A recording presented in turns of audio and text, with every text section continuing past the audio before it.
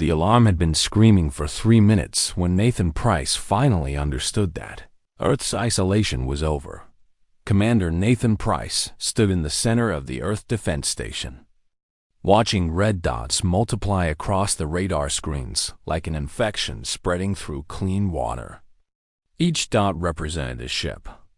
Each ship carried enough firepower to destroy a city. There were 147 dots on the screen now, and they kept coming. "Confirm identification," Nathan said. His voice was calm, but his hands were not.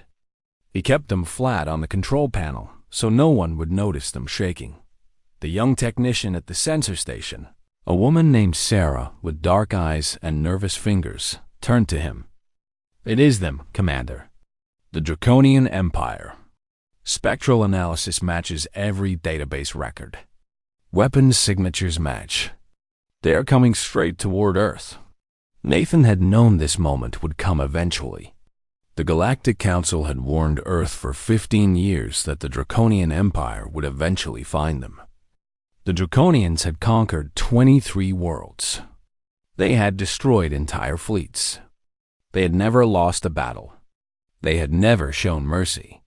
But knowing something would happen and watching it actually happen were two different things. The Draconian Empire was not like other alien species. They did not negotiate. They did not trade. They did not make peace. The Draconians conquered worlds, took their resources, enslaved their people, and moved on to the next target. When a species resisted, the Draconians destroyed them completely. There was no middle ground with the Draconians. There was only victory or death. How long until they reach orbital distance? Nathan asked. 22 hours, 17 minutes, Sarah said. At current speed. Nathan turned away from the screens and walked to the observation window. From this height, Earth looked small and fragile. He could see the blue oceans, the green continents, the white clouds swirling in the atmosphere. Somewhere down there, billions of people were going about their lives, not knowing that their world was about to change forever. Some of those people would not survive the next day. The radio crackled to life. General Morrison's voice came through, hard and without emotion. "All commanders, we have confirmation. This is no longer a drill. Draconian fleet inbound. Earth Defense Council is meeting now. All military personnel report to stations immediately. This is not a drill." Nathan pressed the communication button. "All stations, red alert. I repeat, all stations, red alert. This is not a simulation. All non-essential personnel proceed to underground bunkers immediately. Combat personnel report to stations. This is not a simulation." The station came alive with movement. Men and women began running to their positions. Some looked scared. Most looked determined. These were soldiers and pilots and engineers who had trained for this moment, even though most of them had never believed it would actually happen. Nathan returned to the center of the station. The screens now showed 193 Draconian ships. They were still coming. "Sarah, send a message to all Earth governments," Nathan said. "Inform them of the situation. Tell them we are preparing defenses. Tell them to move civilians to bunkers immediately. Should we attempt communication with the Draconians?" Sarah asked. Nathan did not answer right away. Communication with the Draconians had been attempted by 3 other species before they were conquered. The Draconians had never responded to any offer of peace. They simply demanded surrender and waited. If a species chose to fight, the Draconians destroyed them. If a species chose to surrender, the Draconians conquered them and enslaved their population. "Yes," Nathan finally said. "Open a channel on all frequencies. I will speak to them." Sarah worked the controls. A few seconds later, she nodded. "Channel is open, Commander." Nathan stepped forward, straightening his uniform jacket. When he spoke, his voice came through all the radios on the station. In all the military bases across Earth, and out into the darkness of space toward the approaching Draconian fleet. This is Commander Nathan Price of Earth Defense Command. I am the military leader of the planet Earth. I am transmitting this message to the commander of the Draconian fleet. We acknowledge your presence. We are prepared to defend our world. If you choose to attack us, you will face resistance. Nathan released the button. For 30 seconds, there was only static. Then a new voice came through. The voice was deep and cold, like something grinding stone against stone. The words came through with a mechanical translation overlay that made them sound harsh and hostile. I am Admiral Cross of the Draconian Empire. Your world will surrender within 24 hours. All military installations will be dismantled. All weapons will be surrendered. All leaders will present themselves for judgment. If you choose to resist, your world will be destroyed. You have 24 hours to decide. The channel went dead. Nathan looked at Sarah. She was pale. Most of the station was pale. They had just been told that they had one day to surrender their world or watch it burn. Get me General Morrison, Nathan said, and contact every military base on the planet. I want all commanders on a secure video conference in 10 minutes. Also, wake up Dr. Helen Morris. Get her to my office immediately. We have a lot of work to do. As the station burst into controlled chaos, Nathan walked back to the observation window. Earth was still there below him, still blue and green and beautiful. But everything had changed. The question was no longer whether Earth would face the Draconian Empire. The question was whether Earth would survive it. Nathan had studied every battle the Draconians had ever fought. He knew their tactics. He knew their technology. He knew their record. Earth had nothing they had not already seen. Earth had no weapons the Draconians did not have better versions of. Earth had no military experience the Draconians had not already crushed dozens of times. By every logical measure, Earth had already lost. But Nathan Price had spent his entire military career studying human history. He had read about battles where smaller forces had defeated larger ones. He had read about impossible odds that had been overcome by creativity and determination and refusal to accept defeat. He had read about species that should have been wiped out but survived because they were willing to fight when others would have. Surrender. Nathan did not know if Earth could win against the Draconians, but he knew that Earth would fight. The red dots continued to multiply on the radar screens. The Draconian fleet was getting closer. In 24 hours, everything would change. Nathan turned away from the window and walked back to the control center. There was work to do. Dr. Helen Morris had not slept in 36 hours.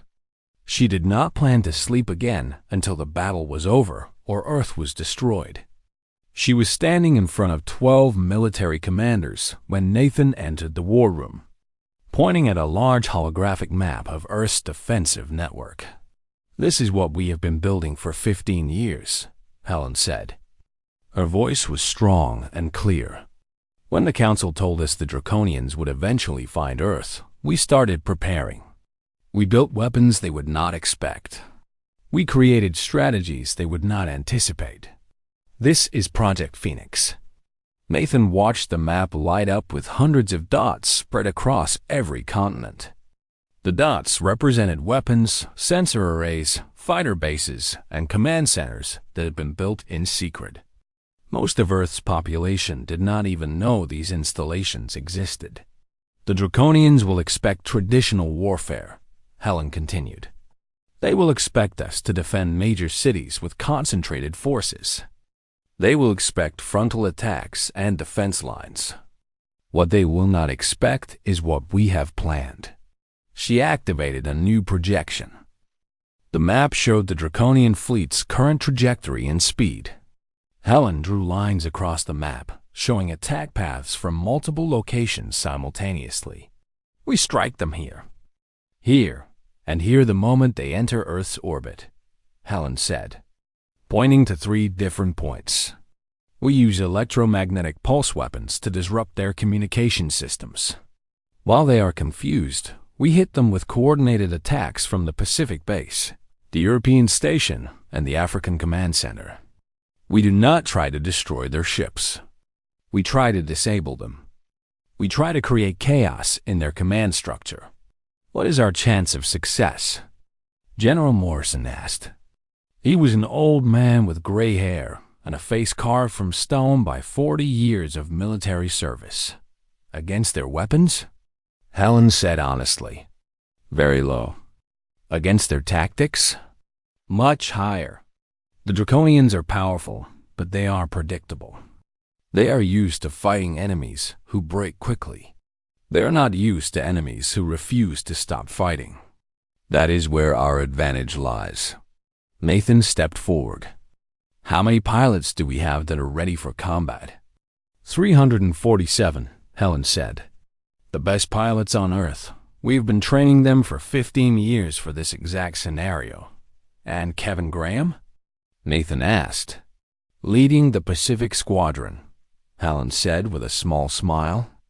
He has more flight hours than anyone else on the planet. If anyone can make the Draconians' technology look stupid, it will be Kevin. Kevin Graham was 28 years old and had grown up in the cockpit of a fighter jet. His father had been a pilot. His grandfather had been a pilot.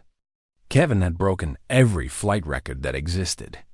He did not just know how to fight in the air.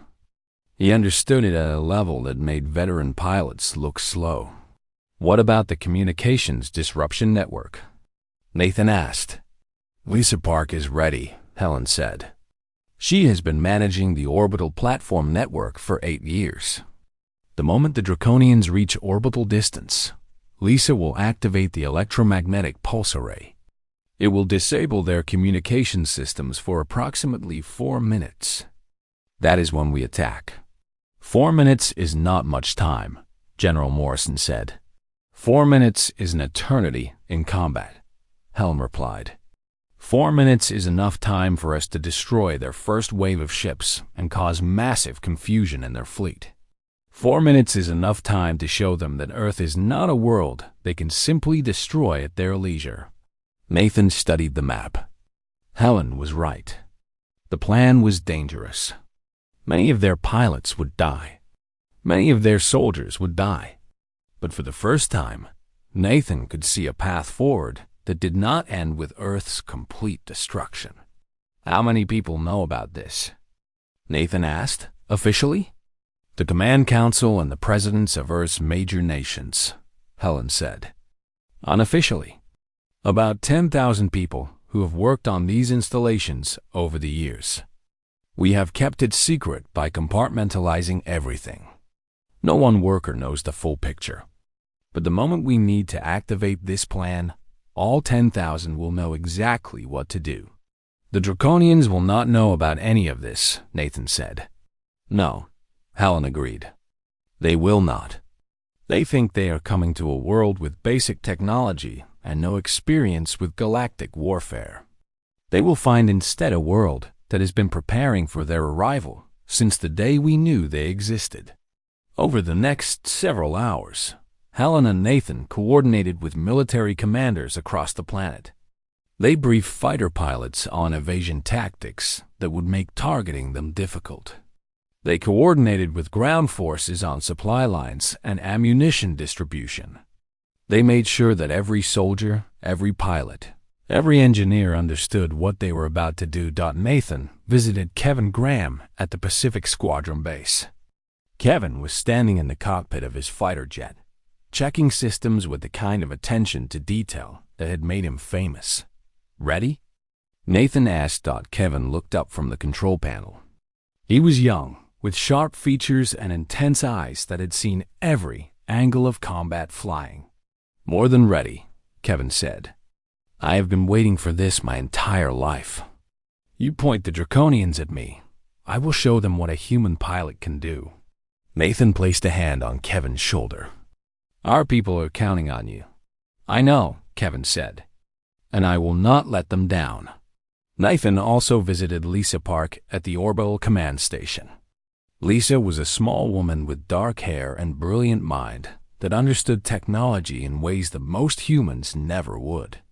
"The electromagnetic pulse array is ready," Lisa said immediately. "We tested it 6 months ago. It works perfectly. The moment I give the order, we can disable their entire communications network for up to 8 minutes. Can you keep it disabled?" Nathan asked. "Possibly," Lisa said. "But it depends on how quickly their engineers can restore communications. The longer we keep them disabled, the more time our forces have to attack." Nathan left the orbital station with a strange feeling in his chest. For 15 years, Earth had been preparing for this moment. For 15 years, people like Helen and Lisa and Kevin had been training and building and planning. For 15 years, Earth had been getting ready to fight. Nathan had thought that his people would face certain defeat when the Draconians arrived. But standing in that command center, looking at the plans Helen had shown him, Nathan began to believe that Earth had a chance. It was a small chance. It was a dangerous chance. But it was a chance. The Draconian fleet was still coming. But now Nathan knew that Earth would not go quietly. Now Nathan knew that Earth would fight. And sometimes, Nathan thought, fighting was all you needed to change the course of history. Kevin Graham watched the radar screen from his cockpit as the Draconian fleet entered Earth's orbital space. The dots on the screen looked like a swarm of insects moving toward a light. There were 203 enemy ships now, larger than before and arranged in attack formations that showed the Draconians were not worried about any resistance at all. "All pilots, this is command." Lisa Park's voice came through the communication system. "Enemy fleet has reached orbital distance. Initiating electromagnetic pulse in 30 seconds. All attack squadrons prepare for launch." The ground beneath Kevin's fighter began to vibrate. The entire Pacific Squadron base was alive with activity. Mechanics were running across the tarmac. Pilots were climbing into their jets. Ground crews were loading ammunition and fuel. 347 pilots across the entire planet were preparing to launch simultaneously for the first time in human history. 20 seconds, Lisa said. Kevin ran through his pre-flight checks one more time. Everything was green. His weapon systems were armed. His engines were at full power. His cockpit displays showed the status of every other pilot in his squadron. They were all ready. They were all prepared to die. 10 seconds, Lisa said. 9, 8, 7, 6, 5, 4, 3, 2, 1. Pulse. Activation. The entire sky above the Pacific Ocean lit up with an electromagnetic wave that traveled at the speed of light toward the Draconian fleet. The effect was instantaneous. Every communication system on every Draconian ship went dark simultaneously. Targeting computers went silent. Fire control systems went offline. For the first time in their empire's history, the Draconians were blind. "Go, go, go." Helen Morris's voice came through the communication system. "All squadrons launch immediately. Attack now." Kevin pushed his throttle to full power. His fighter screamed forward down the runway. The G-force pressed him back into his seat as he accelerated toward takeoff speed. Behind him, 124 other fighters from his squadron were doing the same thing, all launching within seconds of each other. The sky filled with human fighter jets. Kevin pulled back on the control stick and his fighter lifted off the ground. The other pilots around him did the same. The sky was suddenly full of Earth's best pilots, all moving toward the orbital space above the planet where the Draconian fleet was now blind and confused. The Draconian ships began to move, but without communications, they moved at random. Some tried to attack. Some tried to defend. Some simply maneuvered without any clear purpose. It was chaos in the Draconian formation. Kevin's targeting system locked onto the nearest Draconian fighter. The alien ship was large and powerful, with weapons that had destroyed planets. But without its communication system, it could not coordinate with other ships. It was alone. Kevin fired his first missile. The missile streaked through space and struck the Draconian fighter dead center. The explosion lit up the sky like a second sun. The Draconian ship fell apart like paper. "First blood," Kevin said into his radio. "All pilots, weapons hot." "Repeat, weapons hot." "Attack at will." The sky erupted into chaos. Missiles fired from 300 human fighters streaked toward Draconian ships. Some missed. Most hit. Draconian ships began to fall from the sky, but the Draconians were not defenseless. After 30 seconds, their communication systems began to restore. Ships that had been flying blind suddenly came back under control. Defense weapons started firing. Some human fighters exploded. Some pilots died. But the Draconians were still disorganized, still confused, still trying to understand what had happened. Kevin dove toward another Draconian cruiser. The alien ship was massive, at least 2 kilometers long. It had more weapons than Kevin could count. But it was slow, and slow was the one thing that would kill a Draconian ship against human pilots. Kevin fired his full complement of missiles at the approaching cruiser. The weapons struck hard. The cruiser's armor held, but part of its shield generator was damaged. The ship slowed as it tried to compensate for the damage. "All squadrons, focus fire on the damaged cruiser," Kevin commanded. "Let it down."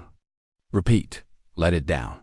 50 human fighters changed their course at the same moment and converged on the wounded Draconian ship. Missiles and laser fire poured into the damaged section. The cruiser's shields failed. A direct hit penetrated its armor. Secondary explosions followed. The entire ship came apart in a ball of fire that was visible all the way down to Earth's surface. The Draconians had lost a capital-class cruiser. They had never lost a capital-class cruiser to anyone before. Admiral Cross, commanding the Draconian fleet from his flagship, could not believe what he was seeing. His fleet had been attacked by a world that should have had no military technology more advanced than ground-based weapons. But instead, he was facing hundreds of fast, maneuverable fighter jets that moved with precision and coordination that should not have been possible. "All ships, resume formation," Cross commanded. But the command was slow reaching some of the ships because some communication systems were still recovering. The Draconians tried to organize, but human pilots were faster and more unpredictable than anything they had ever faced.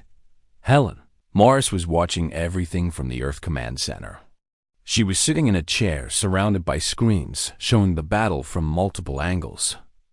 The data was showing her exactly what she needed to see. The Draconians were faltering. "All ground bases, prepare second-wave attacks," Helen commanded. "We have 30 minutes before their shield network fully restores. Use every missile we have. I repeat, use every weapon we have."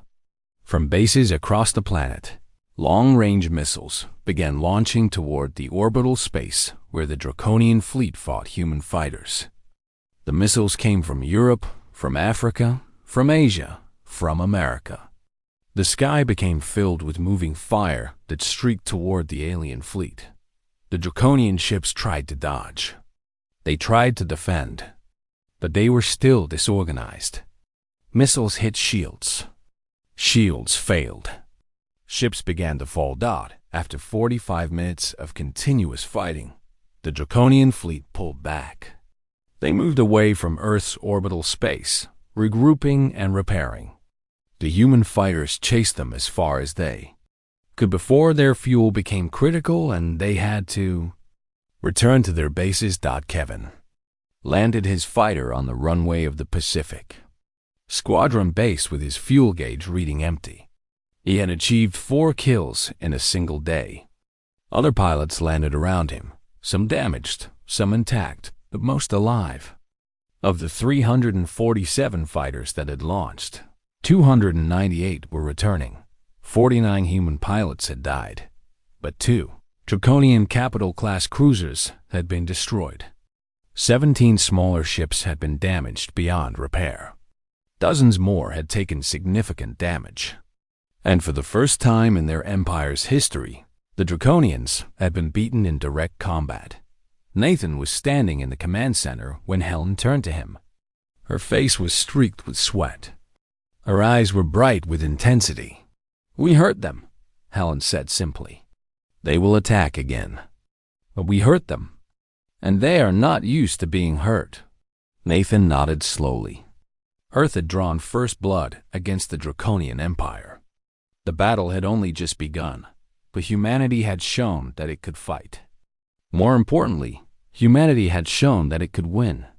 The Draconian fleet regrouped in space, silent and dangerous. They were preparing for another attack. But this time, they would be more careful. This time, they would not underestimate the world below. Admiral Cross was not a commander who accepted defeat easily. But he was also not a fool.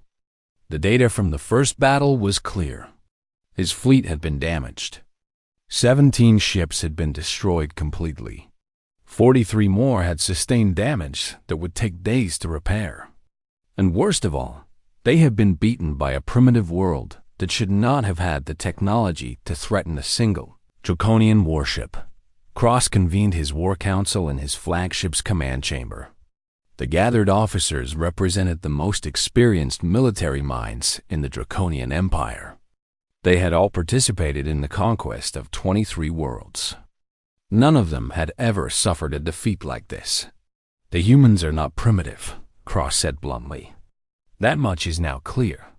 They have hidden their true military capabilities. They have prepared for our arrival. We underestimated them.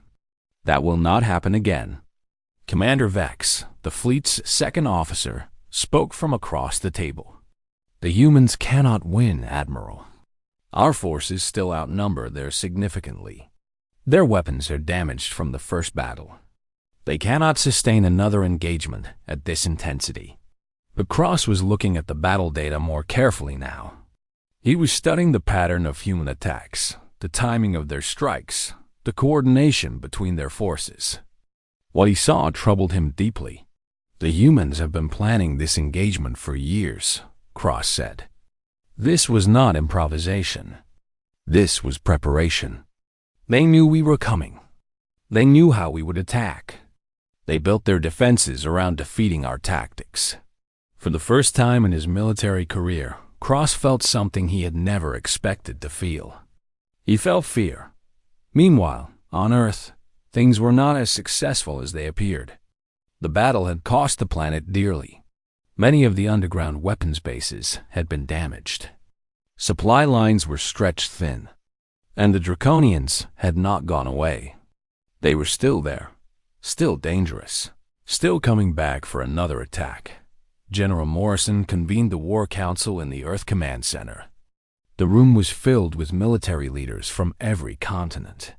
They looked tired. They looked scared. But they were still fighting.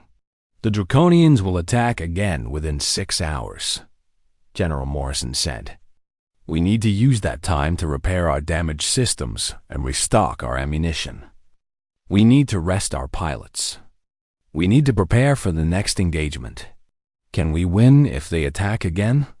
A general from the African Union asked. Helen Morris stood up. She had not slept since the first battle began. Her voice was hoarse, but her mind was sharp. "No," Helen said. "If they attack with full force and concentrated firepower, we cannot stop them. We can damage them. We can kill their pilots and destroy their ships. But eventually, their numbers and their weapons will overwhelm our defenses." The room went silent. "Then we need a different strategy," Helen continued. "We cannot win a prolonged battle of attrition, but we can win a battle of psychology. The Draconians are used to enemies who break. They are used to species that surrender after the first loss. They are not used to resistance that gets stronger after a defeat. Nathan leaned forward. What are you suggesting? I am suggesting we hit them again, Helen said. Not just with fighters. With everything we have. I want to send a strike team directly to their flagship. I want to capture their command center and their communication systems. I want to show them that we do not just defend. We attack. We do not just resist. We counterattack. That is suicide, the Japanese commander said. Their flagship is protected by their entire fleet. Yes, Helen agreed. It is, but what do we have to lose? If we do nothing, they will attack us again and destroy us. If we send a strike team, we might capture intelligence about their fleet. We might disrupt their command structure. We might give ourselves a chance. Nathan stood up. I will lead the strike team. No, General Morrison said. I will lead it. You are the commander of Earth Defense. You need to stay here and coordinate the battle. They argued for 10 minutes. Finally, they agreed that Helen would lead the strike team. She was the best military strategist on Earth. If anyone could infiltrate a Draconian flagship and survive, it was Helen. The strike team was assembled quickly. 30 of the best soldiers on Earth, equipped with captured Draconian weapons and armor. They flew toward the Draconian fleet in a stolen transport ship that had been captured during the first battle and fitted with Draconian identification codes. Helen sat in the pilot's seat, watching the Draconian fleet get larger and larger as they approached. The flagship was a massive ship, easily 5 kilometers long. It was surrounded by escort ships that would destroy any human vessel that came too close. Transmitting identification codes, the co-pilot said. Codes are accepted. They think we are a damaged Draconian transport requesting assistance. The flagship opened the docking bay. Helen flew the transport directly into it. The strike team moved through the Draconian ship with precision. The aliens were not expecting an attack from inside their own vessel. The humans were able to move through the corridors and reach the command center before significant resistance formed. The battle inside the flagship was brutal and quick. Humans fought Draconians in corridors designed by alien architects. Human weapons cut through Draconian armor. Draconian weapons burned through human bodies. But the humans had the advantage of surprise. They reached the command center and fought their way inside. Helen burst through the command center door. Inside, Admiral Cross was standing at a holographic display showing the battle situation. He looked up in shock at the human who had just invaded his most protected space. Helen raised her weapon. For a moment, she could kill the entire Draconian command structure right here. But that was not the goal. The goal was to capture the data, to disrupt their communications, to show them that Earth was not going to surrender. Helen's soldiers moved through the command center, uploading data from the Draconian computer systems. They captured everything: fleet positions, ship specifications, battle plans, everything that would help Earth fight this enemy. Time to go, Helen said. Now, the strike team fought their way back to the transport ship. Half of them were wounded. Several did not make it. But Helen made it. The co-pilot fired the engines as soon as the last soldier was aboard. The Draconian escort ships tried to stop them, but the transport ship was fast. Helen flew it away from the flagship, with weapons fire burning the hull behind her. They made it back to Earth orbit with the Draconian data intact. The intelligence Helen's team brought back changed everything. Nathan and his strategists now had access to complete information about the Draconian fleet. They could see the weaknesses in their defensive formations. They could understand the capabilities and limitations of their weapon systems. They could begin to plan a final attack that would end this war. But more importantly, the raid on the Draconian flagship did something else. It showed Admiral Cross that the humans were willing to attack him directly. It showed him that Earth was not just defending. Earth was fighting to win, For the first time in his career, Cross began to question whether he could actually win this war. Helen returned to the command center, bleeding from a wound in her shoulder, but alive. Nathan embraced her as the entire room erupted in cheers. Earth had done the impossible. Earth had attacked the Draconians on their own flagship and lived to tell the tale.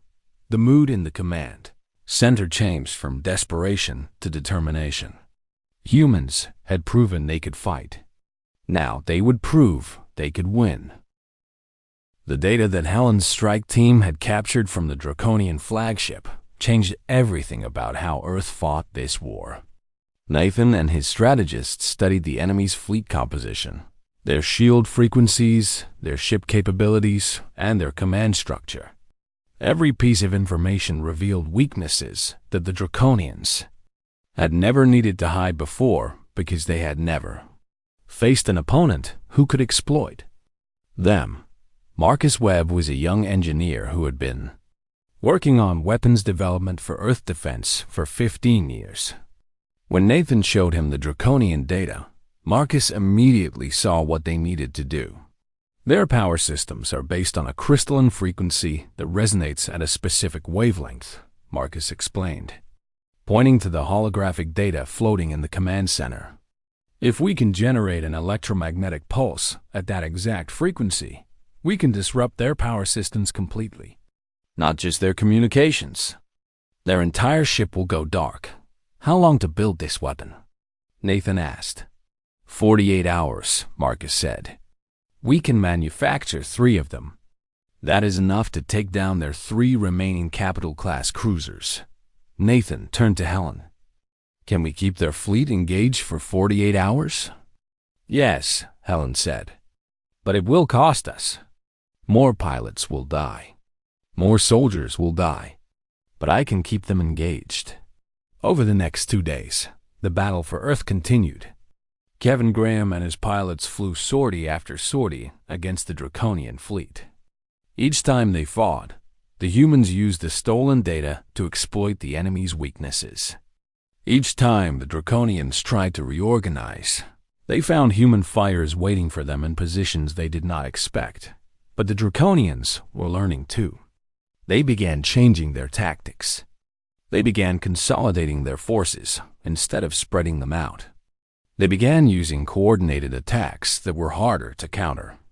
And they began to cause more human casualties. 200 more human pilots died over those 2 days.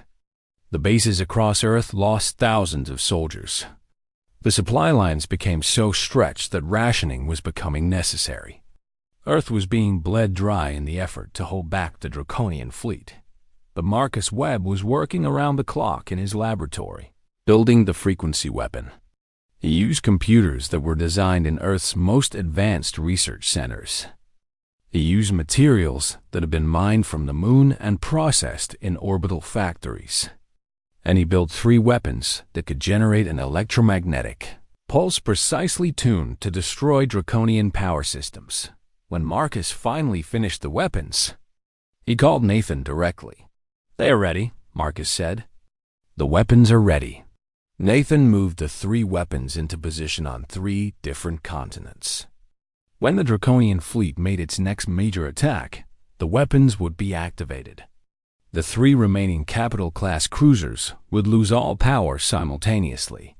And then Earth's forces would overwhelm them.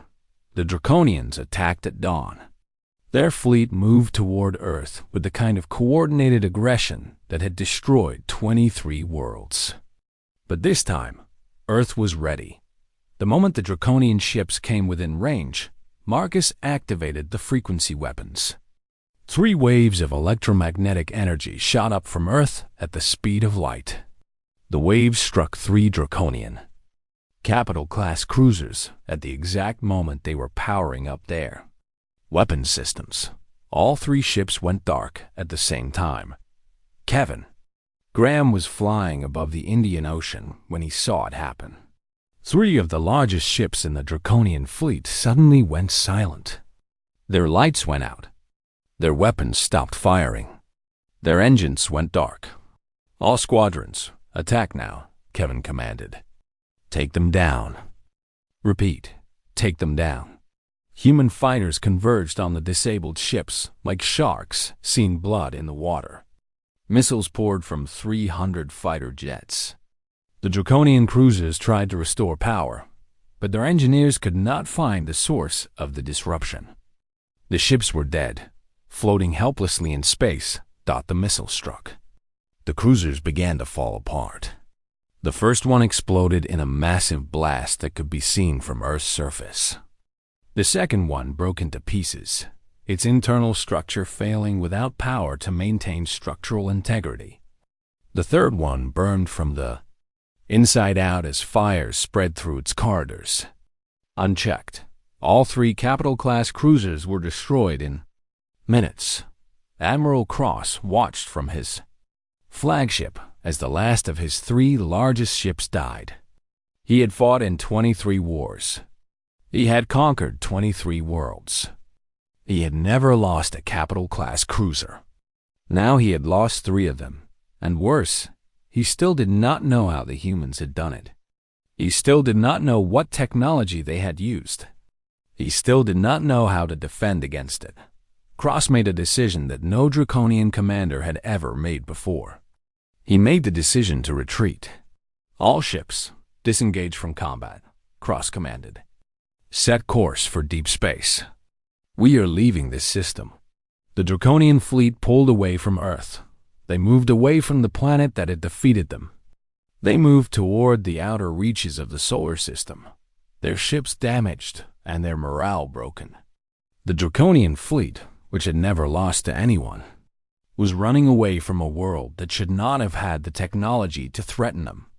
Helen Morris was standing in the command center when the last Draconian ship left Earth's orbital space. She looked at Nathan and smiled despite her exhaustion. "We did it," Helen said. "We actually did it."